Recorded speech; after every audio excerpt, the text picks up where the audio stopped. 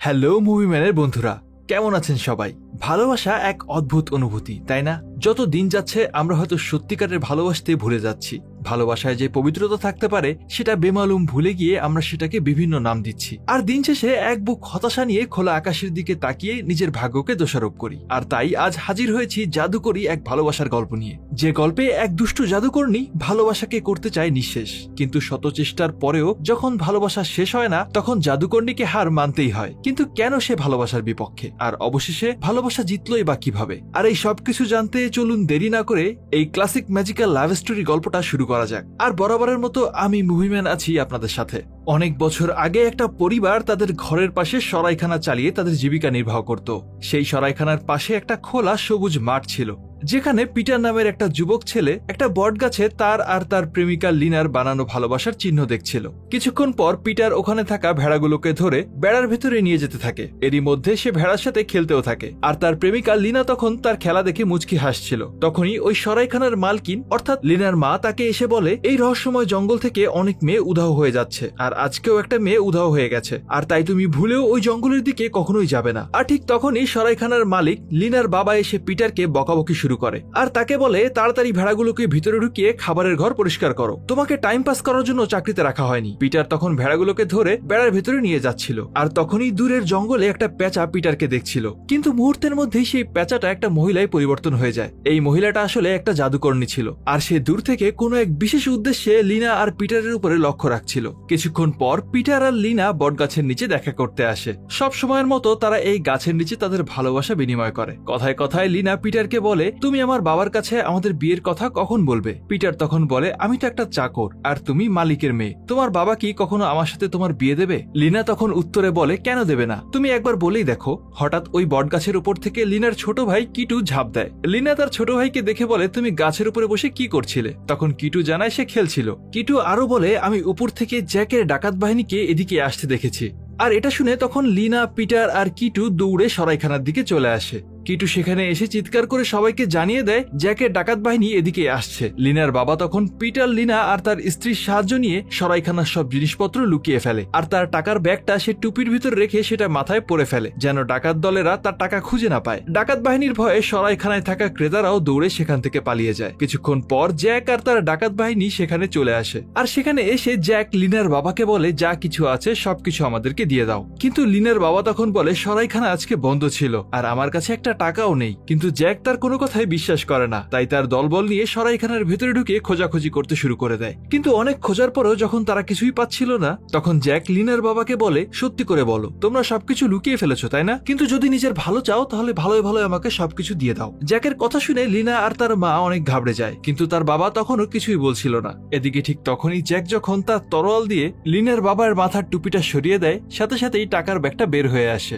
এটা দেখে জ্যাক প্রচন্ড রেগে যায়। আর ঠিক তখনই পাশে দাঁড়িয়ে পিটার এই সবকিছু দেখছিল। আর পরিস্থিতি খারাপ দেখে সে দ্রুত সামলানোর জন্য ভেতরে গিয়ে অনেকগুলো মদ নিয়ে আসে। আর সে জ্যাককে বলে, আপনি এগুলো ছাড়ুন, এই বিশেষ মদটা ট্রাই করে দেখুন। আর মদ দেখে জ্যাক তখন টাকার ব্যাগটা পাশে রেখে তার দলবল নিয়ে মদ খেতে শুরু করে। আর জ্যাক যখন ডাকাতদেরকে মদ সার্ভ করছিল, আর এই সুযোগটাকে কাজে লাগিয়ে লিনার বাবা জ্যাকের তলোয়ারটা নিয়ে তার দিকেই তাক করে ধরে আর বলে, তাড়াতাড়ি আমার টাকার ব্যাগটা ফিরিয়ে দাও আর তোমার দলবল নিয়ে এখনই এখান থেকে চলে যাও। কিন্তু জ্যাক তখন টাকার ব্যাগটা ফেরত দেওয়ার পরিবর্তে তার কোমর থেকে একটা জাদুর ফুল বের করে আর সেটা লিনার বাবাকে দেখায়। আর ফুলটা দেখার সাথে সাথেই লিনার বাবা কিছুক্ষণের জন্য একটা মূর্তি হয়ে যায়। আর জ্যাক তার তলোয়ারটা ফিরিয়ে নিয়ে আবারও সেই ফুলটা নিজের কোমরে রেখে দেয়। ফুল সরাতেই লিনার বাবা আবারও স্বাভাবিক হয়ে যায়। পিটার বুঝতে পারছিল জ্যাক অনেক রেগে গেছে, তাই সে জ্যাককে অনুরোধ করে বলে লিনার বাবাকে মাফ করে দিতে। জ্যাক তখন সরাইখানা লুটে তার সঙ্গীদেরকে নিয়ে বাইরে বের হয়ে আসে, কিন্তু যাওয়ার সময় সে পিটারকে একটা পয়সা দেয়, কারণ সে পিটারের কাজে খুশি হয়েছিল। পিটার কথায় কথায় জ্যাককে ওই জাদুর ফুলের কথা জিজ্ঞেস করে, কিন্তু জ্যাক তখন বলে, ওই ফুলটা তোমার কোনো কাজের না, তাই ওটা থেকে দূরে থাকো। অন্যদিকে তখন জ্যাকের দুইজন লোক সরাইখানা থেকে একটা ভেড়া নিয়ে যাওয়ার চেষ্টা করছিল, কিন্তু ভেড়াটা কিছুতেই সামনের দিকে এগোচ্ছিল না।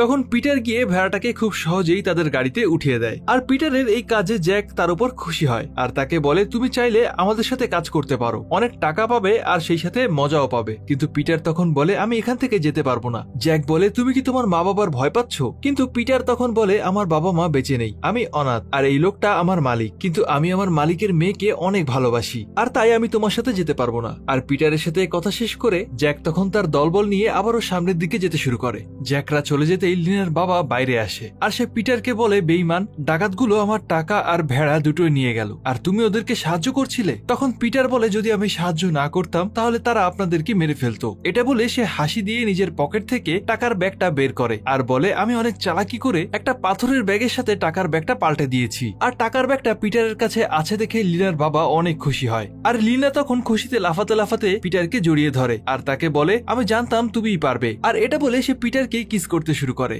পিটার আর লিনার এই অবস্থা দেখে লিনার বাবা বলে, তোমরা এটা কি করছো? তখন লিনা বলে, আমরা একজন অন্যজনকে ভালোবাসি আর বিয়ে করতে চাই। কিন্তু মেয়ের কথা শুনে লিনার বাবা অনেক রেগে যায় আর বলে, এটা কিছুতেই সম্ভব না। ও আমার এখানে সামান্য একজন চাকর আর আমি আমার নিজের মেয়ের বিয়ে কিভাবে ওর সাথে দেবো? কিন্তু লিনার মা লিনার বাবাকে বলে, এতে খারাপ কি আছে? ওরা যদি একজন অন্যজনকে ভালোবাসে তাহলে ওদের বিয়ে করতে দাও। কিন্তু লিনার বাবা কিছুতেই রাজি হয় না। উল্টো সে পিটারকে ধাক্কা দিয়ে সেখান থেকে বের করে দেয় আর বলে, তুমি কখনো আমার বাড়িতে ফিরে আসবে না। সামান্য চাকর হয়ে তুমি নিজের মালিকের মেয়েকে পটিয়ে বিয়ে করতে চাও? লিনার বাবার এই ব্যবহারে পিটার মন খারাপ করে আর সে তার জিনিসপত্র নিয়ে বাড়ি থেকে বের হয়ে যায়। বাড়ি থেকে বের হয়ে পিটার সোজা সেই বটগাছের নিচে চলে আসে যেখানে সে আর লিনা দেখা করত। কিছুক্ষণ পরেই লিনাও সেখানে চলে আসে আর সে পিটারকে বলে, আমি তোমাকে ভালোবাসি, তাই তুমি যেখানে যাবে আমিও তোমার সাথে সেখানেই যাব। কিন্তু পিটার তখন লিনাকে বলে, আমার থাকার কোনো জায়গা নেই, তুমি আমার সাথে কোথায় থাকবে? এমনকি আজকের পর আমি কি খাবো সেটারও কোনো ঠিক নেই। কিন্তু লিনা তখন বলে, তুমি যেখানে থাকতে পারবে আমিও সেখানেই থাকতে পারবো, আর যদি তুমি কিছু খেয়ে বেঁচে থাকো তাহলে আমি জানি আমিও বেঁচে থাকবো। তারা যখন কথা বলছিল তখন লিনার বাবা তাকে খুঁজতে খুঁজতে এদিকে আসছিল আর তার গলা শুনে পিটার তখন বলে, ঠিক আছে,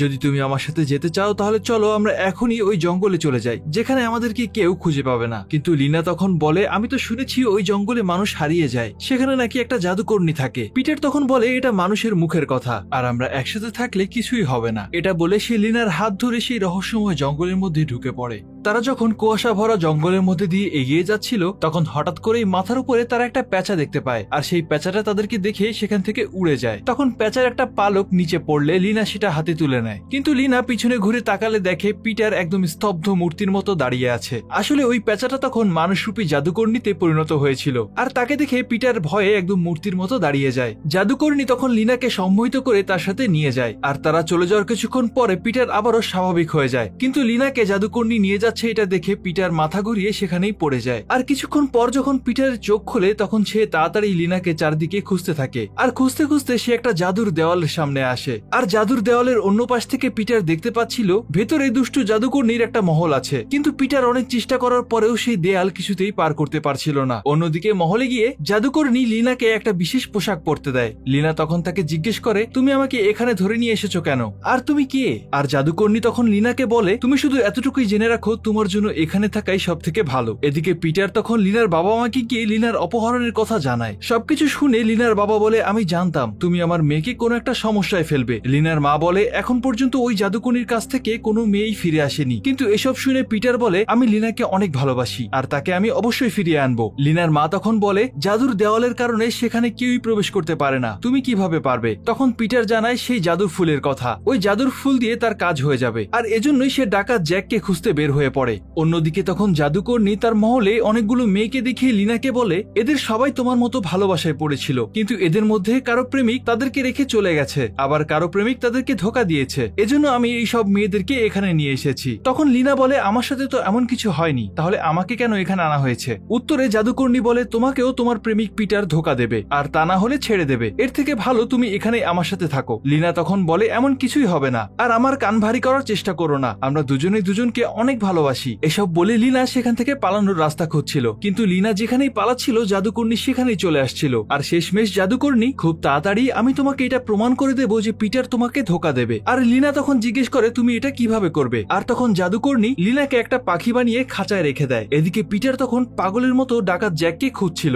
আর তাকে খুঁজতে খুঁজতেই পথের মাঝে সে একটা জালে পেঁচিয়ে থাকা জেলেকে দেখতে পায়। পিটার তাকে জিজ্ঞেস করে, ডাকাত জ্যাক কোন দিকে গিয়েছে? জেলে তখন জানায়, জ্যাক আমাকে লুটে সামনের দিকে গেছে। পিটার তাড়াতাড়ি সামনের দিকে এগিয়ে যায় আর এভাবে এভাবে কিছু দূর আসতেই জ্যাক দেখে সেখানে একটা নাটকের দলের তাঁবুতে জ্যাক আর তার দল হামলা করেছে। জ্যাক তাদের সবকিছুই লুটে নিচ্ছিল। আর তখন সেখানে ইশি নামের একটা মেয়ে ডাকাতদেরকে বলে আমার বাবা মা শহরে গেছে আর তারা খুব তাড়াতাড়ি এখানে এসে পড়বে, আর তারা আসলেই তোমাদের আর কোনো রক্ষা নেই। আর তখন ডাকাত দলের একজন ইশির গলায় চাকু ধরে তাকে ধমক দেয়। এরপর তাদের তাঁবুতে থাকা সবকিছু লুটে নেয়। আর তখন সেখানে পিটার আসলে জ্যাক তাকে দেখে অনেক খুশি হয় আর বলে তুমি কি আমাদের সাথে কাজ করার জন্য রাজি হয়েছো? আর পিটার তখন চালাকি করে বলে হ্যাঁ, আমি অনেক ভেবে দেখলাম তোমার সাথে কাজ করাটাই লাভজনক হবে। কিছুক্ষণের মধ্যে জ্যাক আর তার দল সবকিছু লুটে নিয়ে পিটারকে সাথে নিয়ে তাদের মহলের দিকে যায়। আর পিটার যখন জ্যাকের সাথে তার মহলে ঢুকছিল, দূরে দাঁড়িয়ে জাদুকরনী খাঁচায় থাকা লিনাকে বলে দেখো পিটার তোমাকে খুঁজতে আসার বদলে নিজের জীবন নিয়ে ব্যস্ত হয়ে গেছে আর তুমি তার আশায় বসে আছো।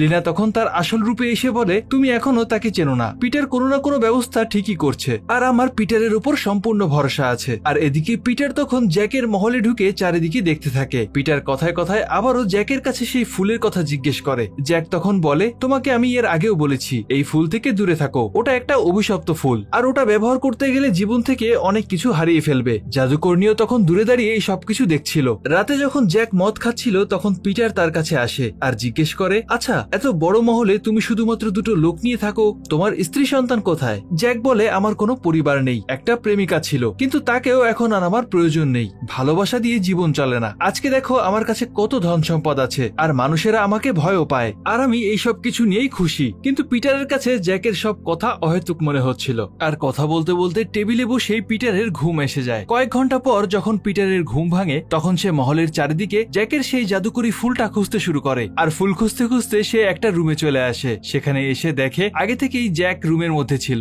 আর এই রুমে চারিদিকে প্রচুর স্বর্ণ আর দামি জিনিসপত্র রাখা ছিল। জ্যাক তখন পিটারকে বলে দেখেছো আমি কত ধন সম্পদ জমিয়েছি, কিন্তু যদি আমি পরিবার নিয়ে ব্যস্ত হয়ে পড়তাম তাহলে এগুলো কখনোই করতে পারতাম না। আর পিটারের সাথে কথা বলতে বলতে জ্যাক যখন পেছনে ঘুরে মশাল জ্বালাতে থাকে তখন পিটার অনেক সাবধানের সাথে জ্যাকের কোমরে থাকা সেই জাদুর ফুলটা চুরি করে সেখান থেকে পালিয়ে যায়। আর মশাল জ্বালিয়ে জ্যাক পেছনে ঘুরতেই দেখে সেখানে পিটার নেই আর সেই সাথে তার কোমরে থাকা সেই জাদুর ফুলটাও নেই। আর তখন জ্যাক পুরো ঘটনাটা বুঝতে পারে আর তাই সে তাড়াতাড়ি তার লোকদেরকে পাঠিয়ে দেয় পিটারকে ধরে আনার জন্য। এদিকে পিটার তখনও মহলের ভেতর থেকে বের হওয়ার জন্য এক ঘর থেকে অন্য ঘরে দৌড়াদৌড়ি করছিল। আর তখনই হঠাৎ করেই তার সামনে মুখ ঢেকে সেই জাদুকর্ণী এসে উপস্থিত হয় আর সে বলে তুমি আমার সাথে এসো, আমি তোমাকে এখান থেকে বের হওয়ার রাস্তা দেখিয়ে দিচ্ছি। পিটার তখন তার উপরে ভরসা করে তার পেছনে যেতে শুরু করে, কিন্তু ওই দুষ্ট জাদুকর্ণী পিটারকে ফাঁসানোর জন্য তাকে আবারও ঘুরিয়ে ফিরিয়ে জ্যাকের সেই খাজানার রুমে নিয়ে আসে। পিটার এখন জাদুকর্ণীকে বলে তুমি কে, আমাকে বাইরে বের করার কথা বলে আবারও ভিতরেই নিয়ে আসলে। আর তখন জাদুকর্ণী পিটারকে বলে তুমি এই জাদুর ফুল দিয়ে এখানে থাকা সব ধন সম্পত্তি নিজেই নিয়ে নিতে পারো। পিটার কিছু বলার আগেই সেখানে জ্যাক চলে আসে আর জাদুকর্ণীর সাথে সাথেই সেখান থেকে গায়েব হয়ে যায়। জ্যাক এসে পিটারকে বলে আমি ভেবেছিলাম তুমি আমার সাথে মিলে কাজ করবে আর আমরা দুজনে মিলে অনেক সম্পদ লুট করতে পারতাম, কিন্তু তুমি আমাকে ধোকা দিলে। এটা বলে সে তার তলোয়ার পিটারের দিকে তাক করে, কিন্তু পিটার তখন তার হাতে থাকা সেই জাদুর ফুল ব্যবহার করে সেখান থেকে পালিয়ে যায়। কিছুক্ষণ পর জ্যাক জানালা দিয়ে দেখছিল পিটার সেখান থেকে পালিয়ে যাচ্ছে আর তখনই জাদুকর্ণী জ্যাকের সামনে আসে।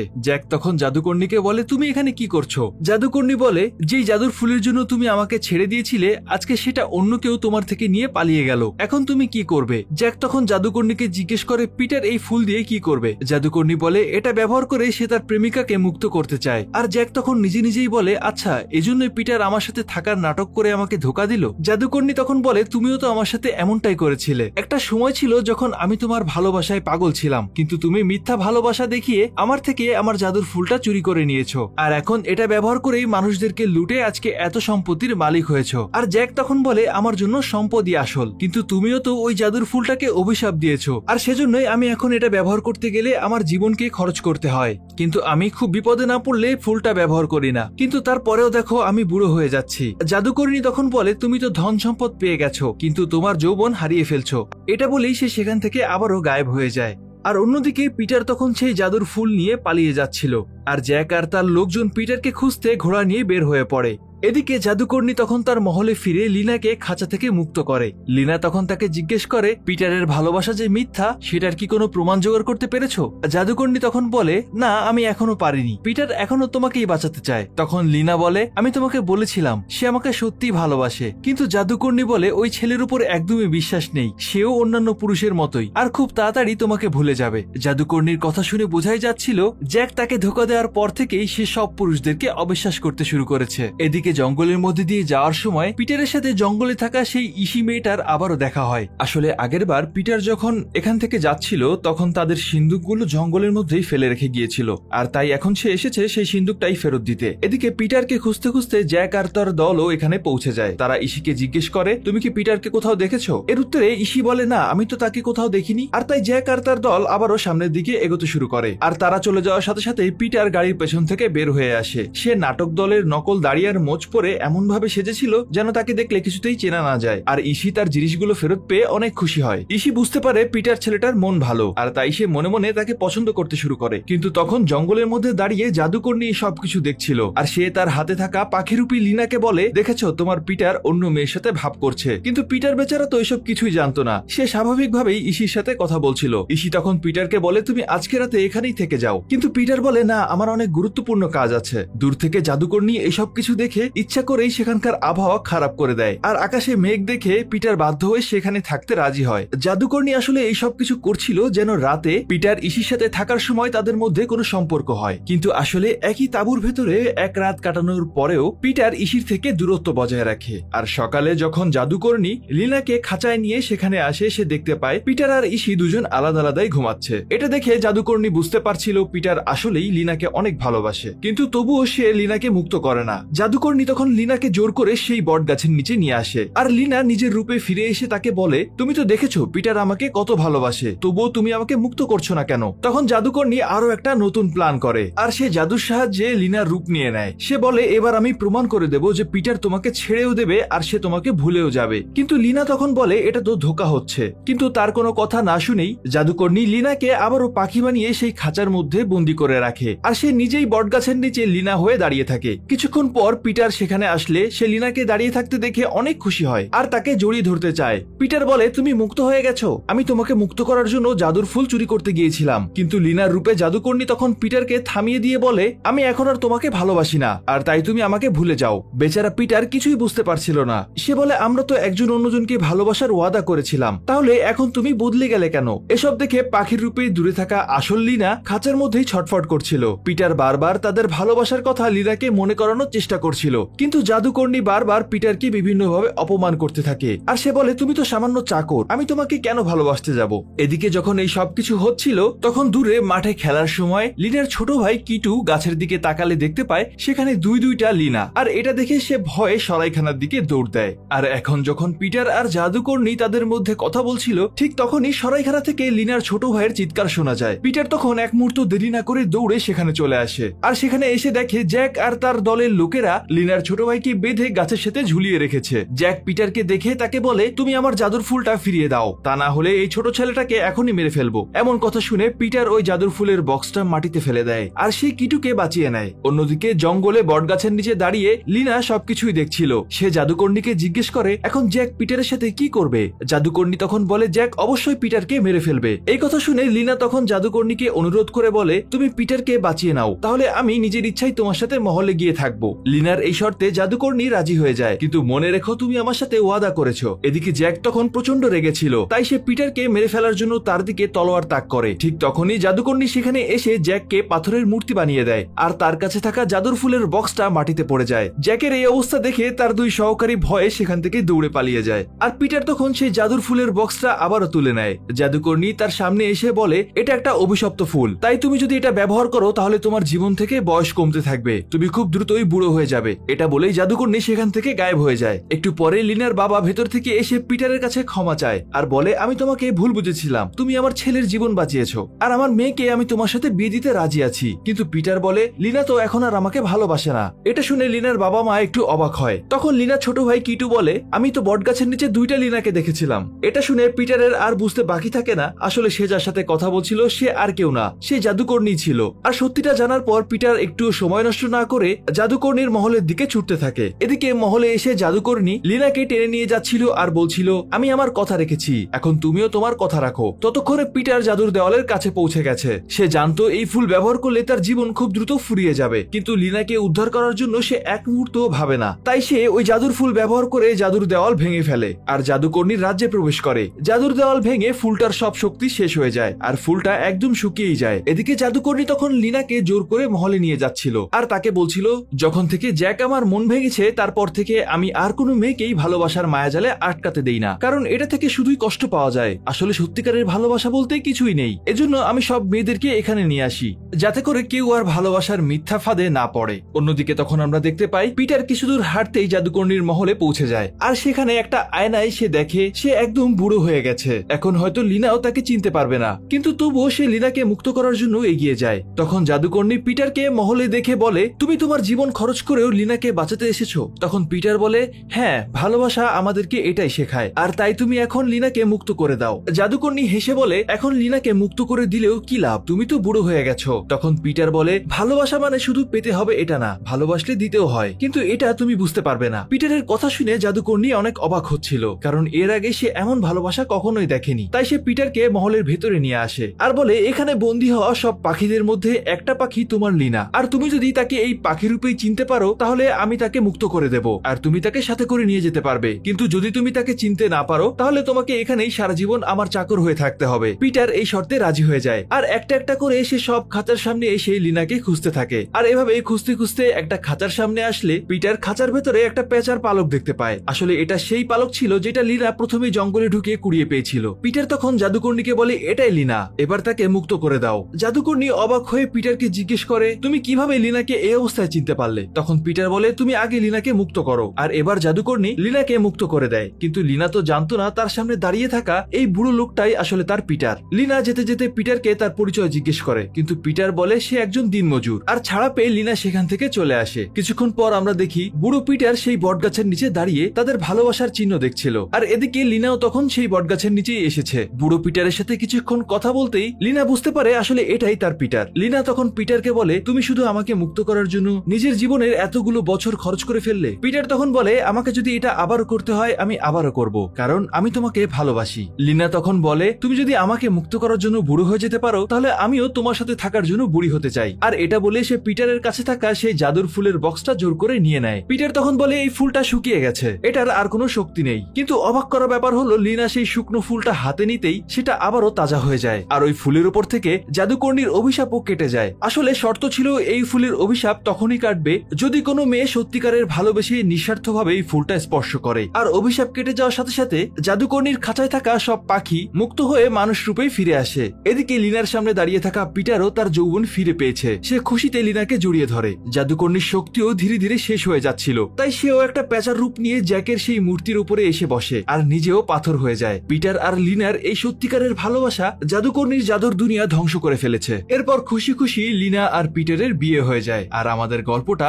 এখানেই শেষ হয়ে যায়। আজকের এই গল্পটা আমাদেরকে এটাই শেখায়, সত্যিকারের ভালোবাসা কখনোই হেরে যায় না। পথে যতই বাধা আসুক না কেন, যদি ভালোবাসার উদ্দেশ্য পবিত্র হয় তবে সেটার জিত নিশ্চিত। শাহরুখ খানের একটা ডায়লগ আছে না, कहते हैं अगर तुम किसी चीज को शिद्दत से चाहो तो पूरी कायनात उसे तुमसे मिलाने की कोशिश में लग जाती है। অর্থাৎ যদি আপনি কোনো জিনিসকে মন থেকে চান তাহলে পুরো দুনিয়ায় সেই জিনিসটা আপনার কাছে এনে দিতে কাজ করে। তো আজকের গল্পটা আপনাদের কাছে কেমন লেগেছে কমেন্ট করে অবশ্যই জানাবেন। আর যারা এতক্ষণ ধরে মুভির নাম জানার জন্য অপেক্ষা করছেন তাদের জন্য আন্তরিক দুঃখিত, কারণ মুভির নামটা আমি উচ্চারণ করতে পারছি না। এটা একটা জার্মান টিভি সিরিজ। নামটা নিচে লিখে দেওয়া হলো, কারণ যদি এটা আমি উচ্চারণ করি তাহলে আমার দাঁত ভেঙে যাবে, আর দাঁত ভেঙে গেলে আপনাদেরকে পরের গল্পগুলো কে শোনাবে। সেই সাথে আপনারা কে কোথা থেকে দেখছেন সেটাও আমাদেরকে কমেন্ট করে জানাতে পারেন। তো চলুন আর দেরি না করে আমাদের নিয়মিত পর্ব মুভিম্যানের ফ্যান সেকশনে চলে যাওয়া যাক। আমাদের আজকের সেরা মন্তব্যকার হিসেবে নির্বাচিত হয়েছেন দীপ্তি রাউত ভাই। তিনি বলেছিলেন, এই গল্পের মূল ভাবটি অনেক গভীর। ভালো মানুষের জীবনে অনেক দুঃখ আর বাধা আসে, তেমনি এমন কিছু মানুষও আছে যারা তার সাথে সবসময় থাকে,